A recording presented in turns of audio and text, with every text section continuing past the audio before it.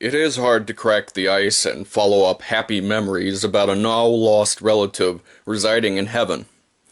It is damning to flip the coin and remember a man, proficient at his craft and universally respected by his peers, that the last 3 days of his life overshadow any and all that the man did in his previous 40 years. As an avid viewer of professional wrestling, striking a balance between denouncing the personal demons that resulted in the end of his life and the professional successes which made his career celebrated is anything but a cakewalk. 10 years ago today, Chris Benoit took his own life in his home in suburban Atlanta, Georgia. 2 days earlier, Benoit murdered his wife Nancy in their upstairs bedroom. The day after that, he suffocated and killed their 7-year-old son, Daniel.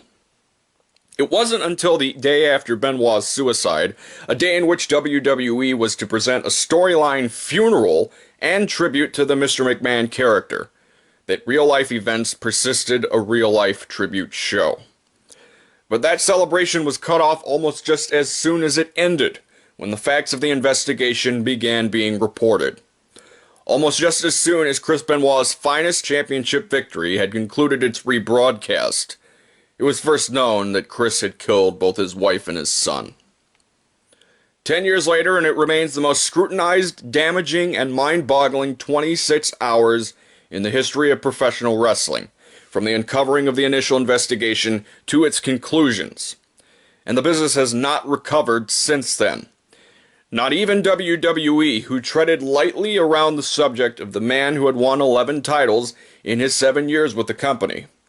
As much damage control as they attempted to do, banning the mention of his name on television programming, cleansing its TV storylines, banning certain wrestling moves and holds from being performed, they took plenty more criticism and even federal investigation into a wellness policy which showed that 40% of all wrestlers in WWE tested positive for steroids and other drugs. Tests on Benoit's brain showed severe CTE and dementia, and his brain had resembled that of an 85-year-old Alzheimer's patient. I do find it simpler than others to separate the last 3 days of his life out of the ring from the accolades he attained in the ring in the 22 years previous. But I don't find myself jonesing to look back at many of those matches, partly because of what he did, which still remains incomprehensible even with the knowledge of the autopsy and toxicology reports. And to those who say he deserves a spot in the WWE Hall of Fame in spite of what he did, you are living, enabling, and abetting in a tortured fantasy.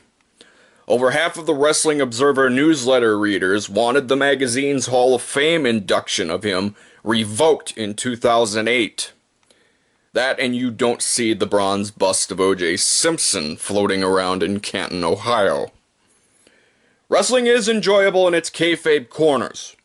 All the same, it is easy to throw your morals out the door and stroke your ego when you walk through it. And anyone that doesn't hold rational condemnation for the murdering of a wife and their child bears no sensible retort. Isn't that something we can agree on?